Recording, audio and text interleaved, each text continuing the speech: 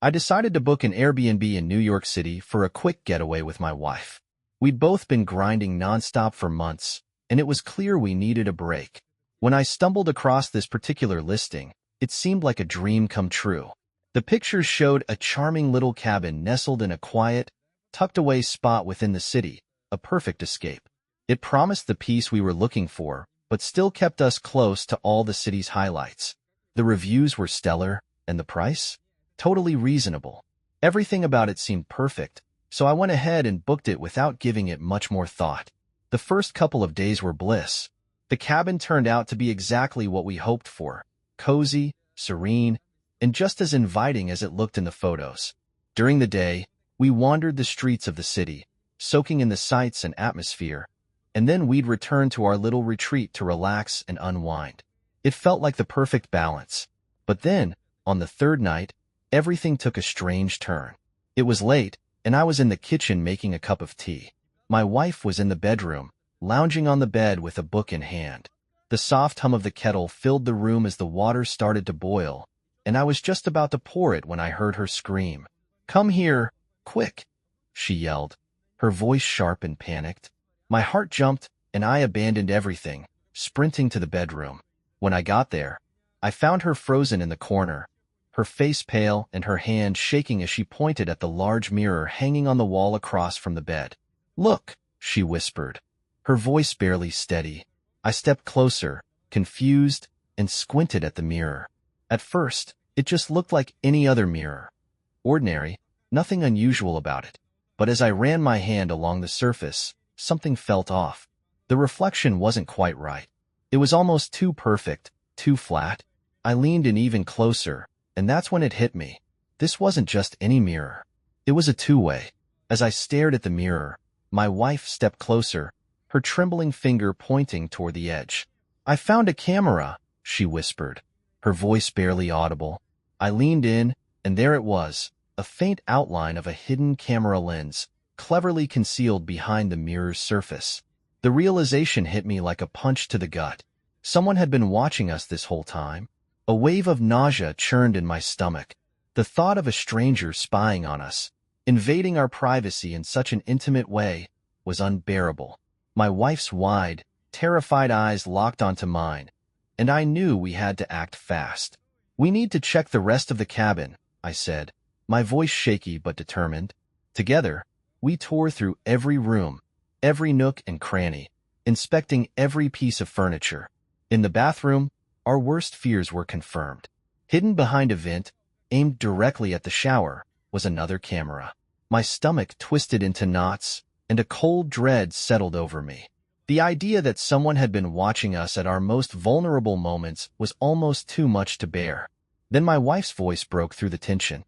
"What about the locked room?" she asked, her tone uneasy. From the moment we arrived, there had been one door in the cabin we couldn't access. The owner's rules explicitly stated it was off-limits. At the time, we thought nothing of it. But now, knowing about the cameras, that locked door took on a sinister significance. "I saw something move in there," she said, her voice trembling. "Under the door." My heart raced as I knelt down to peer through the small gap beneath the door. At first, all I saw was darkness. But then, something shifted, a shadow, a slight movement. My breath caught in my throat. Someone was in there. Without hesitation, I grabbed my phone and called the police. My hands were shaking so badly it was hard to dial. I quickly explained what we had found, my voice unsteady but urgent.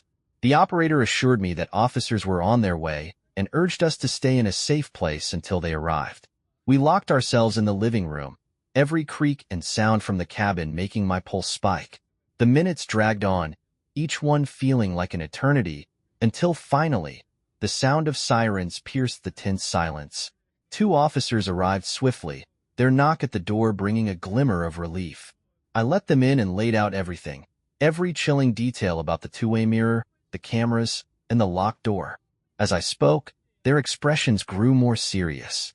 One of the officers nodded and motioned for us to stay back.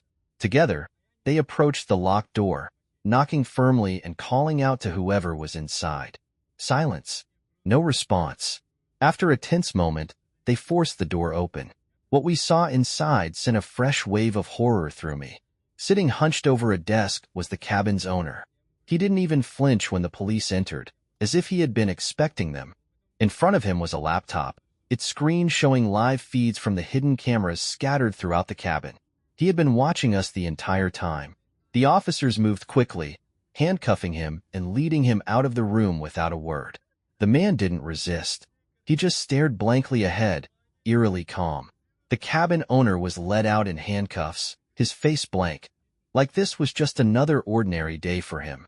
Watching him leave didn't bring the relief I thought it would. One of the officers turned to us and said, "You did the right thing calling us.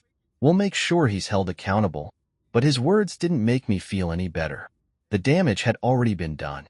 The thought of being watched, of having our privacy so deeply violated, clung to me like a shadow. Every time I closed my eyes, I saw that mirror, that hidden camera, and that ominous locked door. It was all too much. We packed up our things and left the cabin that very night. Neither of us could stomach the idea of staying there another minute, let alone a few more hours. As we drove away, the city lights flickering on the horizon, I couldn't help but glance in the rearview mirror, half expecting to see someone trailing us. The next morning, we checked into a hotel, but I couldn't relax. Every small sound made me flinch, and every shifting shadow set my heart racing. Even now, weeks later, I can't shake the feeling that someone's watching me, just out of sight. I know one thing for sure. I'll never stay in an Airbnb again.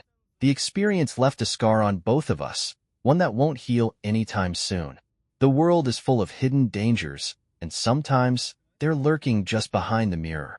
My grandma lived on a quiet, secluded road in North Carolina. Her house was small, old, and full of creaks and groans, but it always felt warm and inviting, like home. Every summer, my mom, my younger brother Sam, and I would visit her for a week or two. This year was no different. We were excited to spend time with her, enjoy her home-cooked meals, and soak in the calm of the countryside. Sam was 18, and I was a couple of years older. We both loved visiting Grandma, though for different reasons. Sam enjoyed the freedom of roaming through the woods, while I appreciated the slower, more peaceful pace of life there. Mom, too, was happy to see Grandma and take a break from the hustle of daily life. Our days were simple. We'd wake up early, have breakfast together, and then spend the rest of the day however we liked, reading, hiking, or helping Grandma in her garden. One morning, after a quiet and restful night, we were all gathered around the kitchen table, eating scrambled eggs and toast. The sun streamed through the windows, and birds chirped cheerfully outside. It was just another peaceful morning in the country. We had no idea how quickly that was about to change. As we ate, the deep, low rumble of an engine broke the calm. It wasn't a sound we were used to hearing on Grandma's road. Hardly anyone ever drove down that way except for the mailman or the occasional farmer. Mom got up and went to the window, a hint of concern crossing her face. "There's a truck outside," she said, "but no one's in it." Sam and I exchanged puzzled glances. The truck was still running, just sitting there idling in front of Grandma's house. This wasn't normal, not even close. "Maybe someone got out and walked into the woods," I suggested, though the words felt hollow even as I said them. It didn't seem right. We stayed where we were, watching the truck. Its engine kept running, the steady hum filling the silence of the otherwise quiet morning. No one got out. No one moved. Something about the whole situation sent a shiver up my spine. Then, without warning, there was a loud bang on the front door. A sound so sharp it made my heart leap into my throat. Sam, being braver and maybe a little more curious than me, stood up and walked cautiously to the door. He pressed his eye to the peephole, then turned back to us with wide eyes. "There's no one out there," he whispered. Before any of us could respond, another bang shook the door, this time louder and more forceful. The sound echoed through the house, and we all froze. The air felt heavy, thick with tension. Grandma stayed seated at the table, her face calm, but her hands gave her away. They were trembling ever so slightly. And then, a knock came again. Not at the door this time, but at the window, right next to where we were sitting. Slowly, I turned my head. Standing just outside was a tall man. His face was shadowed beneath a battered baseball cap, and his clothes were smeared with dirt as though he'd been trudging through mud. But it was his eyes that unsettled me, sharp and cold, with an eerie intensity. "My truck broke down," he said in a low, gravelly voice. "Mind if I come in and use the phone?" Mom stood up, her movements slow and deliberate, as she approached the window. "Your truck's running just fine," she said, her voice firm but tinged with nervousness. The man didn't answer. Instead, he stepped closer to the window, his face pressing against the glass, his breath fogging it up. His expression was disturbing, his eyes now fixed intently on Sam. "Any young men in there who can help me out?" he asked, his tone shifting. The way he said it made my skin crawl. It didn't sound like a question. It felt more like a demand. "We don't have a phone," Mom lied, trying to stay calm. But the man didn't budge. His gaze stayed locked on Sam, and it was clear he wasn't planning to leave. The tension in the room thickened, the air almost suffocating. Then, he began banging on the window again, this time with more force. "Just open the door," he shouted, his voice growing louder and angrier. "I need someone to help me out here." We all stood frozen, unsure of what to do. Sam, however, had reached his limit. He wasn't one to let anyone threaten his family. Without a word, he stepped away from the window, disappearing down the hall. A moment later, he returned, holding Grandma's old shotgun, the one she kept stashed in the closet for emergencies. "Go away," Sam yelled, raising the shotgun, his voice steady despite the fear in his eyes. The man didn't flinch. He just kept banging on the window, now more aggressively than before. Sam wasn't about to back down. He swung the door open just wide enough to step onto the porch and fired a shot into the air near the man's truck. The deafening bang of the shotgun echoed across the property, breaking the tension like a lightning strike. The peaceful morning shattered by the shotgun blast quickly returned to an eerie stillness. The man froze in place, his eyes widening in surprise at the sound. For a moment, he just stood there. Then without a word, he backed away from the window. His expression remained cold and unreadable as he turned, walked to his truck, and climbed in. We stood frozen, watching as the truck roared to life and sped down the dirt road, kicking up a cloud of dust behind it. Sam shut the door firmly and locked it, the click of the lock sounding unusually loud in the tense silence that followed. None of us said a word at first. We were all trying to process what had just happened. Mom eventually snapped out of it and called the police, her voice steady as she explained everything. It didn't take long for them to arrive, and they searched the area thoroughly. But there was no sign of the man, the truck, or anything unusual. It was as if he had disappeared into thin air. No one in the area had seen a truck matching the description, and there were no reports of anything strange happening nearby. The police assured us they'd keep an eye out, but deep down, we all knew they weren't likely to find him. The whole incident left us feeling shaken and uneasy, the sense of safety we once felt in Grandma's home now fractured. Before diving into the next story, if you're new here, make sure to subscribe to our channel and click the bell icon for updates on upcoming scary stories. Your support means the world to us, so don't forget to share these stories with your friends and family. Thanks for tuning in. In May 2020, after months of lockdown and isolation, I joined my mom and some extended family on a cruise.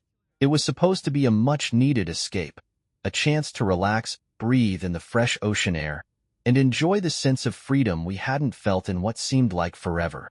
The cruise ship was enormous, practically a floating city, with swimming pools, theaters, restaurants, and endless activities. It promised to be the perfect getaway, a chance to soak up the sun and let our worries drift away with the waves. But from the very first morning, something felt off. It was around 8 a.m. when we all headed to the buffet-style dining area for breakfast. The room was massive, with large windows that framed a stunning view of the endless ocean, sunlight pouring in and lighting up the space. My mom and the others were already chatting and laughing, still waking up but buzzing with excitement for the day ahead. I, on the other hand, was laser-focused on the food. The buffet was loaded with everything you could think of: scrambled eggs, pancakes, fresh fruit, and more. I stacked my plate high, savoring the thought of a hearty breakfast. Once my plate was piled with food, I scanned the room for a seat. I spotted an empty table near one of the big windows and made my way over, eager to settle in and dig into my meal. I chose a seat by one of the large windows, drawn to the peaceful view of the ocean waves stretching endlessly into the horizon. I figured it would be nice to enjoy my breakfast there while soaking in the scenery. My family was still in line at the buffet, so I had a few moments to myself. The dining area was lively, filled with the soft hum of conversation, the clinking of silverware, and mellow background music. It all felt comforting, until a man sat down at the table directly across from mine. At first, I didn't think much of it. The place was busy, and people were grabbing seats wherever they could. But something about him unsettled me. He wasn't eating, not even holding a plate. He just sat there, staring. His eyes were wide and unblinking, fixed on me with an intensity that made my skin crawl. It wasn't a casual glance, or the kind of look someone gives when they're lost in thought. It was more deliberate, as if he were studying me, like I was a puzzle he couldn't quite solve. I tried to brush it off, convincing myself it wasn't a big deal. Maybe he was just spaced out, I thought. But then he smiled. It wasn't the warm or polite kind of smile you'd expect from a stranger. It was eerie, something that felt deeply wrong. My heart began to race. I forced myself to look away, hoping that ignoring him would make him lose interest. Don't overreact, I told myself. It's probably nothing. But the weight of his stare didn't fade. I glanced back. He was still staring, still smiling. The unease in my chest tightened. Just then, my family joined me at the table, their chatter about the day's plans filling the air. I focused on them, on my food, on anything that would distract me from the man's unnerving gaze. Eventually, I couldn't resist the urge to check again. When I looked up, he was gone. The chair across from me was empty, as if he had never been there at all. A wave of relief swept over me, but the knot in my stomach lingered. I thought about mentioning it to my mom, but the words stuck in my throat. How would it sound? A guy was staring at me weirdly? It felt silly to bring it up. People stare sometimes. Maybe I was just being paranoid. The rest of the day passed without any incidents. We lounged by the pool, watched a show, and indulged in everything the ship had to offer. By evening, I had almost forgotten about the man from breakfast. Almost. After dinner, as we walked back to our cabin, I spotted him again. He was a few feet behind us, moving at a slow, deliberate pace. This time, he wasn't even pretending to be discreet. He stared openly, that same unsettling smile stretched across his face, as if he knew something I didn't. I felt a chill creep up my spine, but I kept quiet. Don't jump to conclusions, I told myself. It's probably just a coincidence.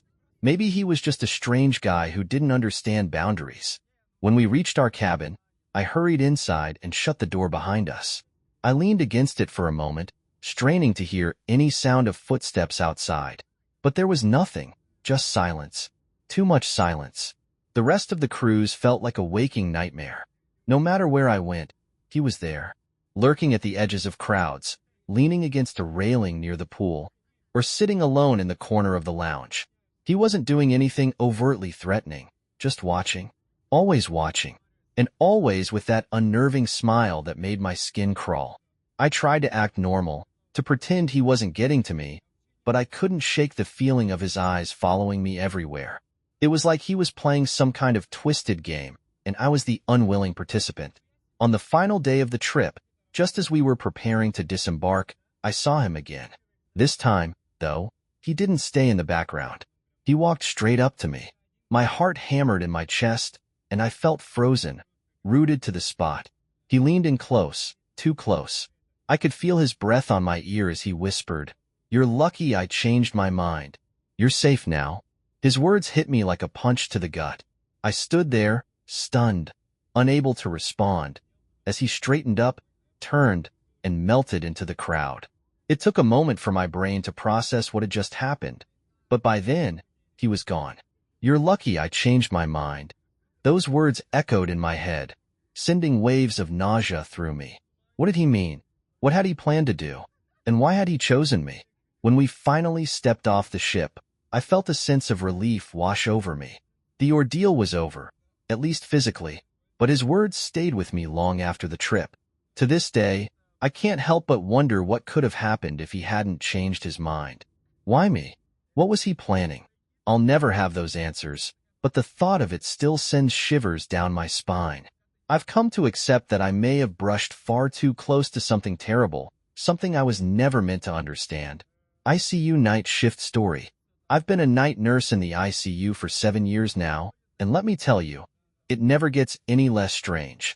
This place has a way of making you question everything. I've seen things that would make most people run out the door and never come back. You'd think the constant alarms, the sight of fluids leaking from places they shouldn't, or even the patients themselves would be enough to unsettle me.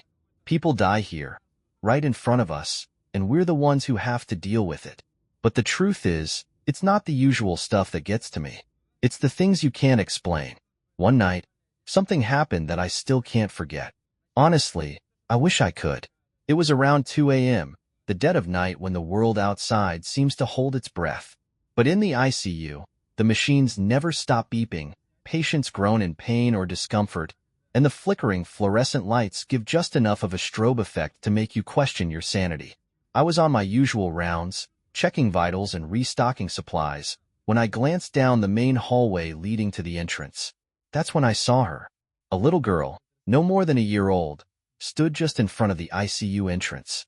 She was wearing a faded pink onesie with tiny yellow ducks on it. Her hair was thin, wispy, barely growing in, and her small frame seemed out of place in the sterile hospital corridor. She didn't make a sound. No crying, no fussing. She just stood there, perfectly still, staring straight ahead. Her big, dark eyes stared straight at me, unblinking. For a moment, I just stood there, frozen, trying to process what I was seeing. Why was there a baby in the ICU? No adults nearby, no nurses chasing after her, no signs of panic. Just this tiny, silent child standing there like she'd wandered in from another world. Children aren't allowed in the ICU. The risk of infection is too high, and their immune systems can't handle the kind of germs we deal with here. I started moving toward her, thinking maybe her parents were just out of sight, or someone had accidentally brought her in. My plan was to gently scoop her up and get her out before anyone else noticed.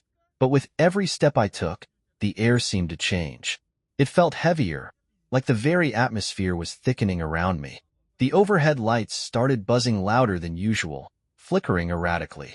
My footsteps echoed down the corridor, unnaturally loud in the sudden, oppressive silence. I quickened my pace, but as I reached the entrance, she was gone. Just gone. I whipped my head around, scanning the hallway. Nothing. No stroller, no parents, no sign she had ever been there. It was as if the ICU had swallowed her whole. My heart pounded in my chest as I stood there, trying to convince myself that I hadn't imagined the whole thing. But I knew what I'd seen. She was real.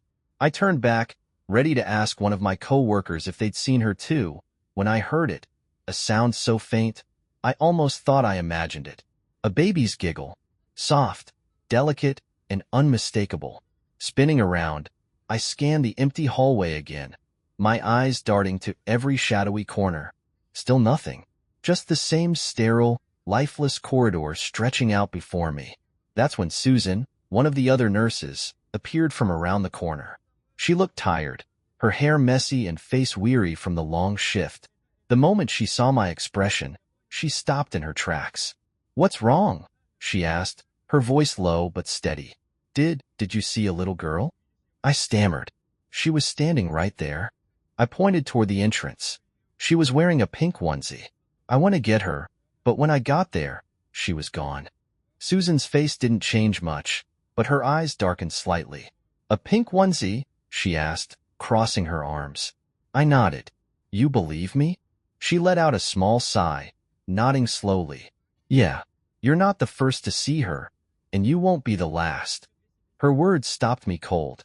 My mouth went dry, and I had to swallow hard to speak. "What do you mean?" Susan glanced down the hallway, as if making sure no one was listening, and motioned for me to follow her. We walked a bit farther, away from the patient rooms, before she turned to me and spoke again. "People have been seeing that baby for years," she said quietly. "It's always the same. A little girl in a pink onesie, standing near the entrance. She doesn't say anything, just stands there, then vanishes. I stared at her, my mind reeling. Who is she? Did a baby die here or something? Susan shrugged, her expression somber. No one really knows for sure. But the rumor is, years ago, a baby came through the ER and didn't make it. Sepsis or something like that. The parents didn't even get to say goodbye. Her voice trailed off, leaving an unsettling silence between us. Susan shook her head, her expression grim. What can we do? There's no kid there. At least, not one we can help. I don't know if it's a ghost or just our minds playing tricks on us, but after a while, you learn to ignore it. It's creepy, yeah, but it's the least of our problems around here. Her words lingered in the air like a shadow, making the hairs on the back of my neck stand up. I didn't know what to think. Part of me wanted to believe it was just a hallucination, maybe the result of too many long nights and too little sleep. But no matter how much I tried to reason it away, I couldn't shake the image of those dark eyes. After that night, I kept my head down, focusing on my work and doing my best to forget. Still, every time I walked past that hallway, my eyes would drift to the entrance, half expecting to see her again. Standing there, silently staring. My name is Henry, and I'll never forget the day I met Peter. It was the kind of experience that leaves you questioning everything you thought you knew about the world. A chill that settles deep in your bones and refuses to let go, even years later. It happened during my trip back to the U.S. from Norway. I'd spent a few weeks there for work and was eager to get home, ready for the comfort of familiar faces and routines. What should have been an uneventful journey turned into something much darker. I was sitting in the airport, minding my own business as I waited for my flight. The scene was exactly what you'd expect. People moving briskly from gate to gate, announcements echoing over the intercom, and the faint hum of conversations filling the air. It felt normal, calm even, but that calm didn't last. Scrolling through my phone to kill time, I barely noticed when a man sat down next to me. Airports are busy places, and it's not unusual for strangers to occupy the next seat without a second thought. At first, he seemed unremarkable. Early 30s, dressed neatly in a black jacket, jeans, and sneakers that had seen better days. His dark hair was cropped short, and a thin beard framed his face, giving him a casual but slightly sharp appearance. He introduced himself as Peter, a name I'll never forget. Peter smiled, a warm gesture on the surface, but something about it felt off, like there was something hiding just beneath the surface. He started with harmless small talk, asking where I was headed and what I'd been doing in Norway. I answered politely, the way you do with any stranger trying to pass the time. He mentioned he was traveling to the U.S. too, though he didn't offer much detail about why. At first, his questions were casual, easy to brush off, but they quickly turned personal. Too personal. What do you do for a living? He asked, leaning in slightly. I told him about my job in vague terms, hoping to steer the conversation elsewhere, but Peter wasn't deterred. He wanted specifics, where I worked, where I lived, even how much money I made. I let out a nervous laugh, trying to downplay his curiosity. Enough to get by, I said, keeping my tone light. But Peter didn't back off. His questions came faster, sharper, like he was trying to dig into me. Are you rich? He asked, his voice calm but his eyes narrowing slightly. That question made my stomach tighten. Why would a stranger care about that? I shrugged it off, saying something vague and non-committal, but the unease in my chest was growing. It wasn't just what he was asking. It was the way he asked, like he was hunting for something. Then he shifted his focus. Do you have family? Are you traveling alone? Anyone waiting for you back home? Each question felt like another step into a trap I didn't know how to escape. My pulse quickened, my palms beginning to sweat. His eyes never left mine, and there was something in his gaze that made it impossible to look away. I wanted to stand up, to leave, but I couldn't. Peter's presence felt like a weight pinning me to the spot. The boarding call for our flight was like a lifeline, and I was more than ready to leave the conversation and Peter behind. I thought that would be the last I'd see of him, but as luck would have it, Peter's seat on the plane wasn't far from mine. The flight itself was uneventful, almost too peaceful, considering the strange encounter I'd just had. I couldn't stop thinking about Peter's probing questions, the way he seemed to be digging for something specific, like he had a hidden agenda. I tried to shake the feeling off, closed my eyes, and hoped to sleep through the rest of the flight. When we landed, I gathered my things and hurried off the plane, eager to put distance between myself and Peter's uncomfortable questions. I walked briskly through the terminal, hoping to blend into the crowd and forget all about the weird encounter. But just as I thought I had finally escaped, I felt a presence behind me. I turned, and there he was, Peter, grinning like he knew something I didn't. "Hey, Henry," he called out casually, as though we were old friends. A chill ran down my spine at the sound of his voice. I didn't slow my pace, but he caught up to me easily. Then he held something out, a small, valuable-looking piece of jewelry. It was a gold watch, intricately designed, the kind that cost a small fortune. "I took this from a guy on the plane," Peter said, his voice low and almost playful, as if he were telling a joke. My stomach dropped. I stared at the watch, the realization sinking in that Peter wasn't just a creepy guy with strange questions. He was a thief. Maybe worse. My pulse quickened as his words settled in. He was casually showing me stolen property like it was some kind of twisted trophy. "Don't tell anyone," he warned, his smile fading into something colder, more menacing. "Or you'll be the next one." I froze, my mind scrambling to process what he had just said. The weight of his words hung heavy between us, and I could feel the air grow colder, the tension thickening. His playful demeanor was gone, replaced by something much darker, something dangerous. I nodded, not trusting myself to speak. My mouth was dry, and all I could think about was getting away from this man. I turned and walked away as quickly as I could, my heart pounding in my chest, my hands shaking. I didn't dare look back, but I could feel his eyes on me, watching as I disappeared into the crowd. For the rest of my journey home, I couldn't shake the feeling of dread. Every time I closed my eyes, I saw Peter's face, heard his voice echoing in my head, warning me not to tell anyone. I never saw him again after that day, and honestly, I consider myself lucky. I don't know what Peter was truly capable of, but I knew enough to take his threats seriously. It was July of 2019, and I was only 9 years old. I still remember that day as if it happened just yesterday. The sun was shining brightly, casting long, lazy shadows through the living room curtains. I was sitting on the floor, playing with my toy cars. Everything seemed normal until my mom's phone rang. I could hear her talking quietly from the kitchen, but there was something different this time. Her tone wasn't the usual cheerful one she used when speaking to her friends. A few minutes later, she came into the living room, her face pale. "Sweetheart," she said, kneeling in front of me, "your dad's had an accident. He's in the hospital, and I need to go see him." A lump formed in my throat, but I trusted Mom. She told me it wasn't too serious, but she had to go right away. Since I was too young to go with her, she left me with our neighbor, Mrs. Jenkins, an elderly woman who lived next door. I didn't know Mrs. Jenkins very well, but Mom said she was kind and would take good care of me. Mrs. Jenkins greeted us with a warm smile when we knocked on her door. She was in her 70s, with silver hair tied into a bun and glasses that always seemed to slide down her nose. She wore long dresses, like something out of an old movie, and her house always smelled of freshly baked cookies and cinnamon. Come in," she said softly, ushering us inside.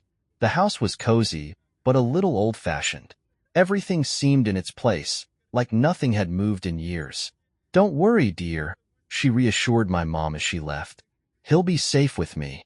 After my mom left, Mrs. Jenkins offered me some cookies and candies, which I gladly accepted.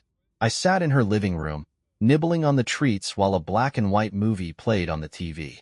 The house was so quiet, the only sound was the ticking of an old clock on the wall. As I sat there, I couldn't help but notice a door across the living room. It was slightly ajar, and now and then, Mrs. Jenkins would disappear into that room, staying for a few minutes before coming back out. She didn't mention it, and I didn't ask at first, but it struck me as odd. As far as I knew, Mrs. Jenkins lived alone. Curiosity started to creep in. Why was she going in there so often? What was behind that door? My imagination started running wild. Maybe she had a secret pet, like a cat or a bird, but I never heard any sounds. No meowing, no chirping, just silence. Eventually, I couldn't hold back anymore. "Mrs. Jenkins," I asked, trying to sound casual. Is there someone in that room? Her face changed instantly. The warmth in her eyes vanished, replaced by a cold, hard stare. She stopped what she was doing and looked at me, her expression turning almost angry. There's no one in there, she said firmly, her voice low. You stay out of that room. I didn't ask any more questions. Mrs. Jenkins went back to whatever she was doing, but the atmosphere in the house had changed. It felt different, darker somehow. I couldn't shake the feeling that something wasn't right. Later, Mrs. Jenkins told me she needed to go to the market to buy something. Don't move and don't touch anything, she warned before leaving. The moment Mrs. Jenkins closed the door behind her, my heart began to race. I was alone now, and that door, the one she kept going in and out of, was just a few feet away. My legs were shaky, but I stood up, slowly making my way toward it. I wasn't thinking anymore. I just needed to know what was behind it. My hand trembled as I reached for the doorknob. I turned it slowly, and the door creaked open. The room was dark, the curtains drawn tight. It took a moment for my eyes to adjust to the dim light. At first, the room seemed empty, but then I saw it. A figure lying on the bed, tightly bound with ropes. My breath caught in my throat. It was a boy, probably around 15 years old. His arms and legs were tied to the bedposts, and a cloth was over his mouth. His eyes were wide with fear, pleading for help. I froze, unable to comprehend what I was seeing. Who was he? Why was he tied up? Panic surged through me. I didn't know what to do, so I ran out of the house as fast as I could. I grabbed my mom's phone from my pocket, my hands shaking so badly I almost dropped it. When she answered, I could barely get the words out. Mom, there's a boy tied up in Mrs. Jenkins' house. I heard her gasp on the other end. Stay outside. I'm calling the police right now. I stood there trembling, waiting for my mom to arrive. It felt like hours, though it was probably only minutes before the police showed up. They rushed into the house, and moments later, they came out with the boy. He looked pale and scared, but he was safe now. I found out later that the boy had been missing for a few weeks. The police had been searching for him, but no one had thought to check Mrs. Jenkins' house. She was arrested that day, but no one ever figured out why she had done it. She didn't have any family or any history of strange behavior. The whole thing just didn't make sense.